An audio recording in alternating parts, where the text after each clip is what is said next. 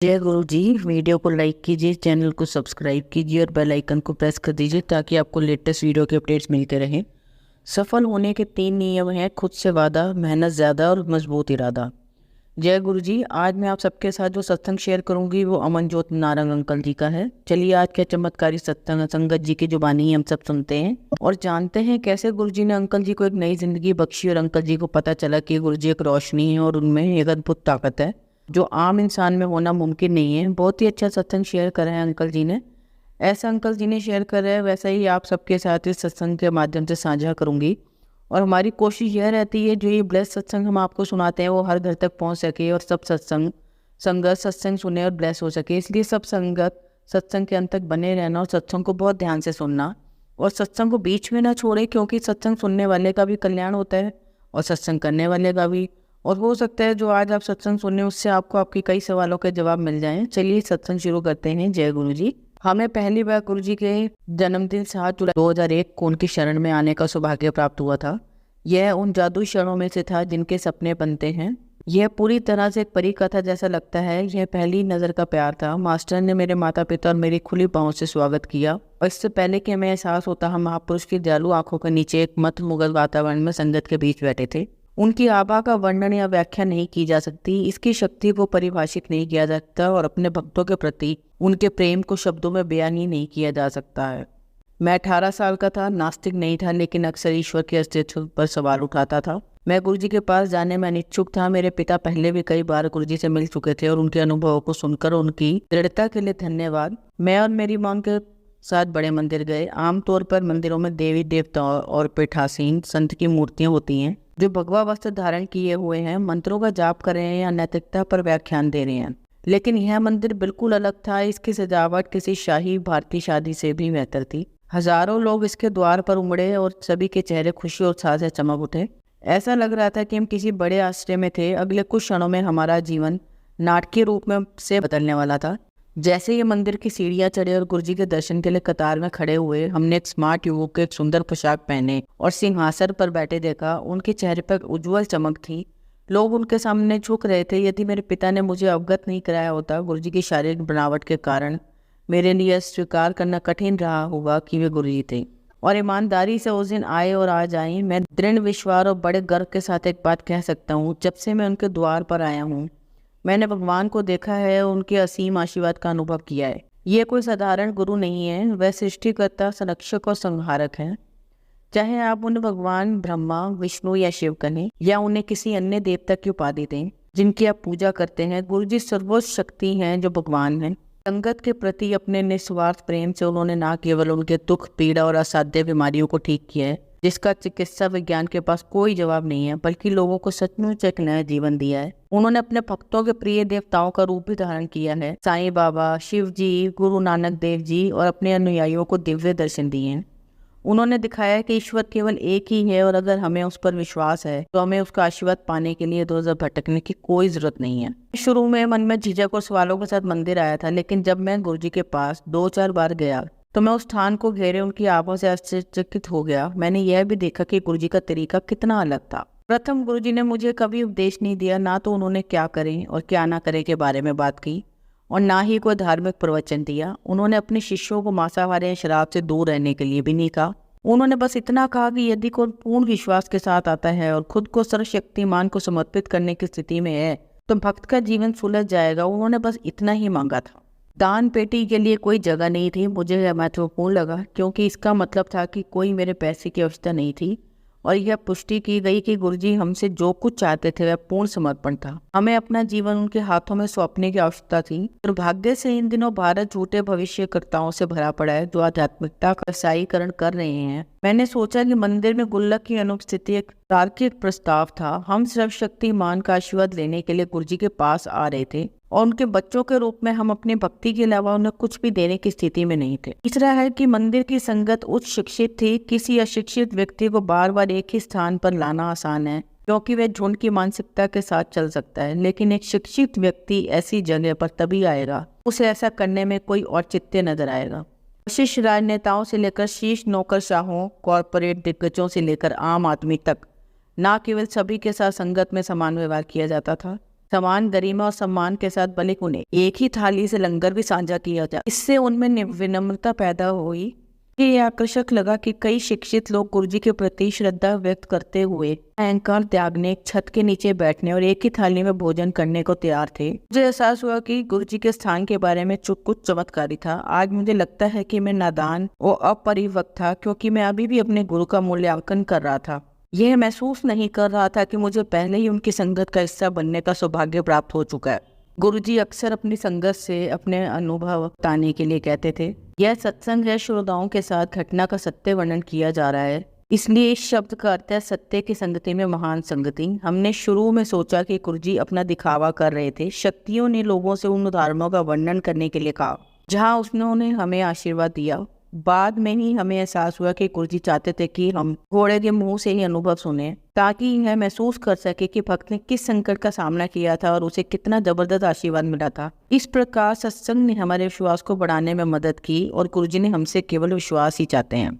एक परिवार के रूप में हमें गुरुजी की कृपा के अनेक आश्चर्यजनक अनुभव हुए हैं। कुछ ही समय बाद जब हम गुरुजी के पास आने लगे, उन्होंने मुझे शिक्षा के लिए विदेश भेज दिया।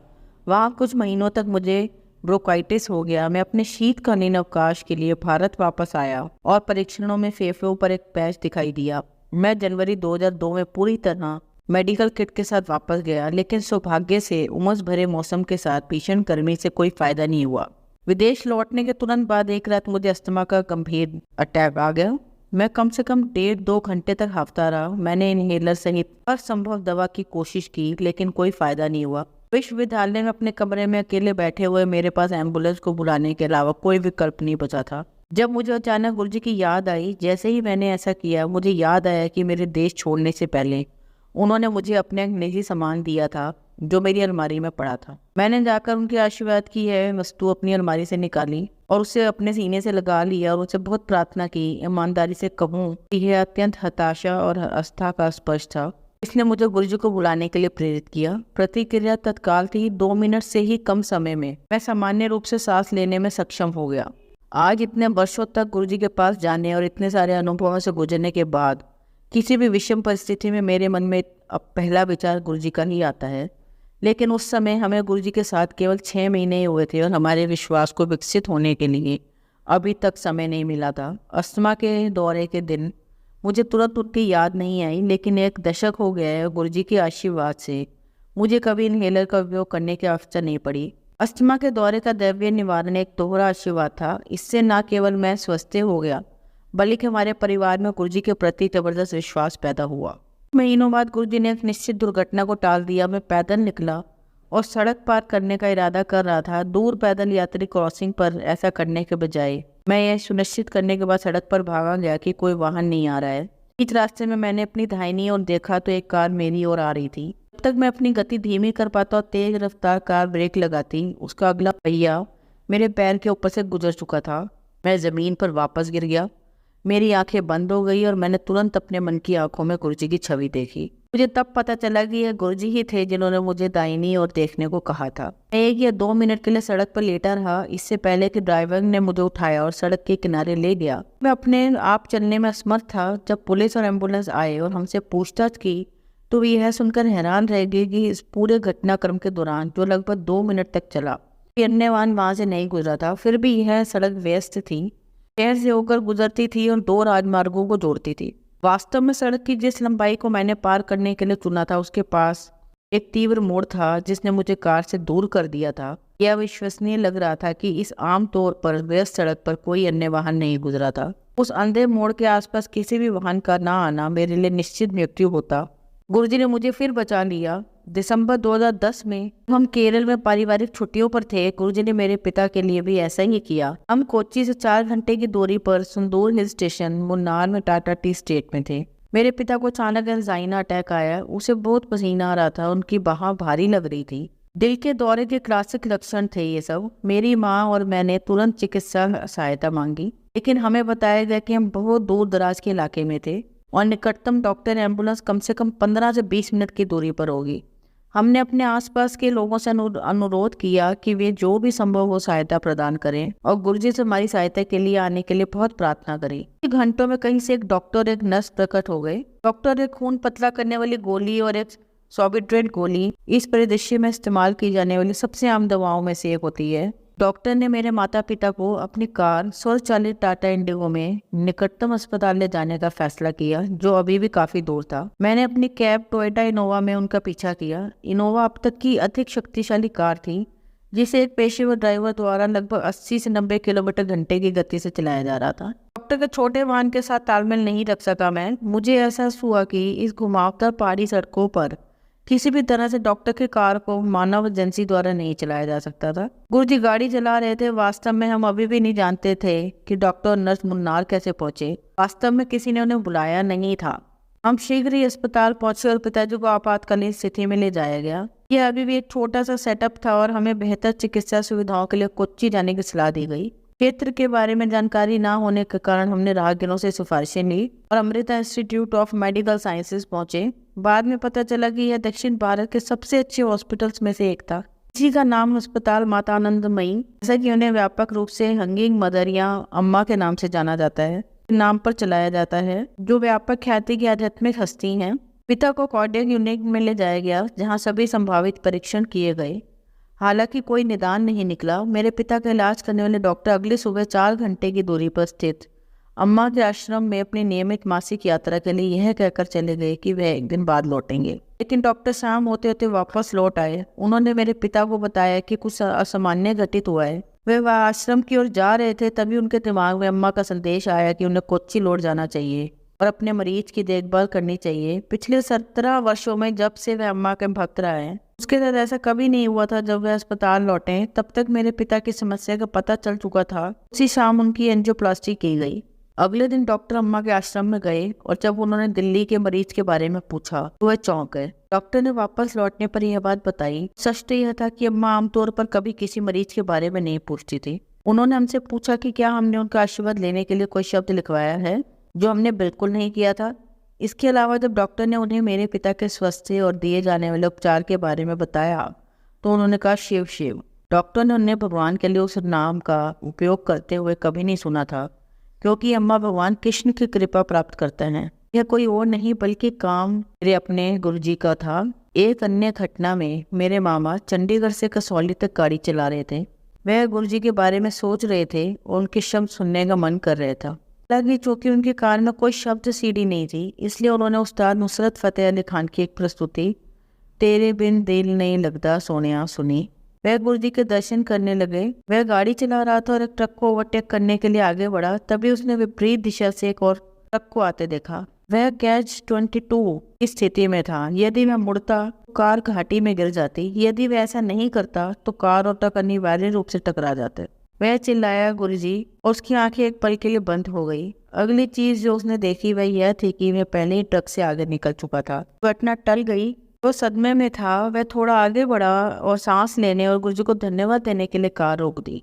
जब वह कसौली पहुंचे तो उनके पीछे कार के यात्रियों ने पूछा कि उन्होंने 2 ट्रकों के बीच स्टीयरिंग की उल्लेखनीय उपलब्धि कैसे हासिल की। उन्होंने मेरी माँ को बताया कि ट्रक को ओवरटेक करते समय उन्होंने कार को लगभग 30 डिग्री तक झुकते देखा। कार का दाहिना टायर 12 से 18 इंच तक ऊपर उठ गया, जिससे वह ट्रकों के बीच की संकीर्ण जगह से गुजर सकी। यह संभव था, फिर भी गुरुजी का दिव्य कार्य था।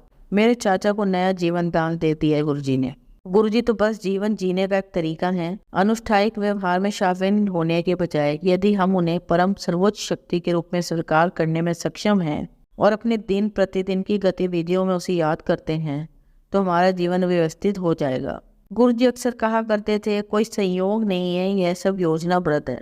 केवल वह ही जानते हैं हमारे लिए सबसे अच्छा क्या है। हमें इसके साथ सामंजस्य स्थापित करना चाहिए और इसे स्वीकार करना चाहिए। यदि हमने अपना जीवन पूरी तरह से उनके प्रति समर्पित कर दिया, यह कहने से आसान हो सकता है, लेकिन हमें तेरी रजा विच राजी का रवैया अपनाने की जरूरत है। गुरुजी हमेशा कहते थे, मंगो नहीं मन्नो, जिसका अर्थ है कि हमें चीज़ों के लिए उनसे याचना नहीं करनी चाहिए, क्योंकि हमारी दृष्टि संकीर्ण है और हमारा मानसिक क्षितिज है।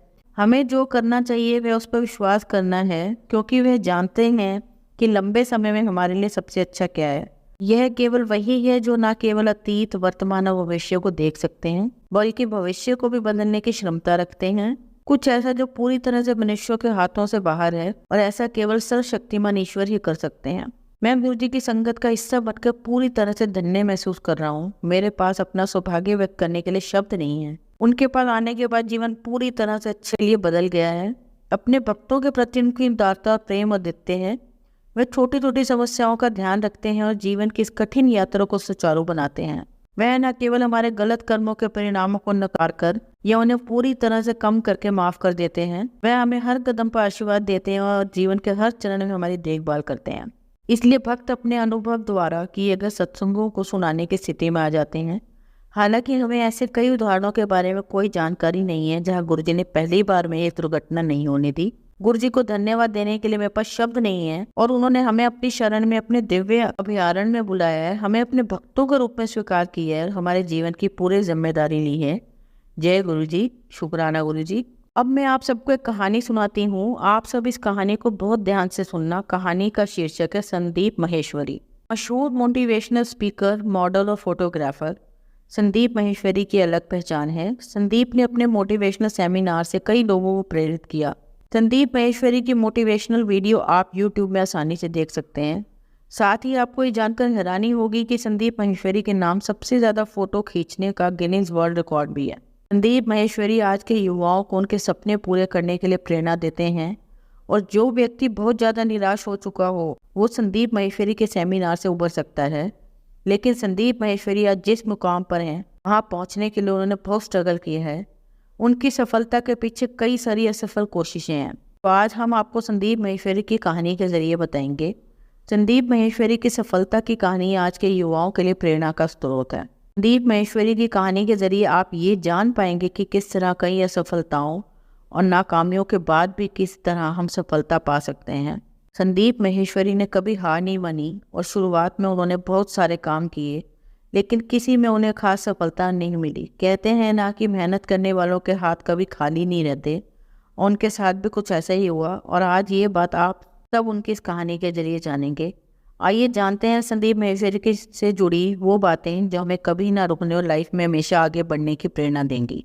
मध्यम वर्ग के परिवार में जन्मे संदीप के पिता का हारमोनियम का बिजनेस था, लेकिन जब संदीप कक्षा 10 में पढ़ते थे तो किसी कारणवश उनके पिता का उनके पार्टनर के साथ किसी बात पर झगड़ा हो गया और झगड़ा इतना बढ़ गया कि संदीप के पिता ने काम छोड़ दिया और इससे संदीप के परिवार की आर्थिक स्थिति खराब होने लगी। इस स्थिति से उबरने के लिए उन्होंने कई छोटे मोटे काम किए लेकिन सिर्फ निराशा ही हाथ लगी और उनके पिता भी परेशान रहने लगे, जिससे संदीप को काफ़ी तकलीफ हुई। परेशान होकर एक दिन वो एक सेमिनार में चले गए जहाँ उन्होंने देखा कि 21 साल का लड़का 2 लाख रुपये महीना कमाता है। तभी उनके मन में ख्याल आया कि अगर ये कमा सकता है तो मैं क्यों नहीं। इसके साथ ही उनके मन में मॉडलिंग करने का ख्याल आया। उन्होंने कई सारी एड एजेंसियों से ट्रेनिंग ली लेकिन वे मॉडलिंग में सफल ना हो सके। लेकिन फिर उन्होंने मॉडल्स की फोटोग्राफी करने का फैसला लिया। उन्होंने कम कीमत में मॉडल्स की पोर्टफोलियो बनाना शुरू कर दिया, लेकिन इस बिजनेस में भी वो नाकाम रहे। लेकिन फिर उन्होंने फोटोग्राफी में ही कुछ अलग करने की सोची। संदीप ने 12 घंटों में 1000 मॉडल्स के साथ 10,000 फोटो खींचकर वर्ल्ड रिकॉर्ड बना डाला। इस कारनामे के साथ ही लोग उन्हें जानने लगे। उस समय के बाद उन्होंने फोटोग्राफी भी छोड़ दी और एक कंपनी में जॉब करने लग गए। इस कंपनी में उन्हें 1 लाख रुपये महीना तो मिलता था लेकिन उन्हें सुकून नहीं मिल रहा था। कुछ समय के बाद नौकरी छोड़ दी और अपने दोस्त के साथ मिलकर एक कंपनी शुरू की, लेकिन पैसों की वजह से वह कंपनी भी 6 महीनों में बंद हो गई। इस स्थिति में किसी भी आम आदमी का टूटना लाजमी है। इतनी सारी असफलताएं किसी भी इंसान को निराश कर सकती हैं, लेकिन संदीप किसी और मिट्टी के ही बने थे और उन्होंने फिर भी हार नहीं मानी और मार्केटिंग पर बुक लिखनी शुरू कर दी। लेकिन हुआ वही जो अब तक होता आ रहा था, फिर से असफलता। अंत में संदीप माहेश्वरी ने फिर से फोटोग्राफी के फील्ड में जाने का निर्णय लिया और उन्होंने imagesbazaar.com नाम की एक ऑनलाइन साइट बनाई और इस कंपनी ने उनकी ज़िंदगी बदल दी। आज की तारीख में इस वेबसाइट में 10 लाख से भी ज़्यादा तस्वीरें हैं और इसके 45 देशों में करीब 7,000 क्लाइंट हैं। इस वेबसाइट में आप फोटो खरीद और बेच सकते हैं। संदीप माहेश्वरी ने imagesbazaar.com की शुरुआत 26 साल की उम्र में की थी और आने वाले 3 वर्षों में यानी कि 29 साल की उम्र में ही वो भारत के फेमस बिजनेसमैन की लिस्ट में गिने जाने लगे। फोटोग्राफी के अलावा वो एक मशहूर मोटिवेशनल स्पीकर भी हैं। अपने जीवन के संघर्ष के बाद उन्होंने जो सफलता हासिल की वो अपने आप एक प्रेरणादायक कहानी है। वो आज देश के कई हिस्सों में मोटिवेशनल स्पीच देते हैं और उनकी स्पीच सुनने काफी संख्या में लोग आते हैं। संदीप की स्पीच लोगों में सकारात्मकता और जोश भर देती है। संदीप के जीवन की कहानी भी किसी प्रेरणा से कम नहीं है। अब सीख जो हमें इस कहानी से मिलती है वो ये है, ये सफलता की कहानी सिखाती है कि हमें कभी भी लाइफ में जल्दी हार नहीं माननी चाहिए। किसी काम में फेल होने का मतलब ये नहीं होता कि आगे भी हम फेल ही होते रहें। कोशिश और लगातार मेहनत करने से हमें सफलता मिल ही जाती है। बस हमें कोशिश करना नहीं छोड़ना चाहिए। जब तक हम चीज़ें ट्राई नहीं करेंगे तब तक हमें रिजल्ट भी नहीं मिलेंगे। फेलियर हर किसी की लाइफ का एक हिस्सा है और इससे कोई बच नहीं सकता। लेकिन जो लोग अपने फेलियर सीखते हैं वो हमेशा सफल होते हैं। हमें अपने फेलियर से कभी डरना नहीं है, बल्कि एक नई उम्मीद लेकर उस फेलियर के साथ आगे बढ़कर एक कोशिश करनी है और सफलता हमारे कदमों में होगी। जय गुरु जी। संगत जी, अगर आपको आज का सत्संग अच्छा लगा हो तो आप इस सत्संग को और संगत के साथ ज़रूर साझा करें, जिससे वो भी महाराज का दिव्य आशीर्वाद प्राप्त कर सकें। जय गुरु जी। शुक्राना गुरु जी।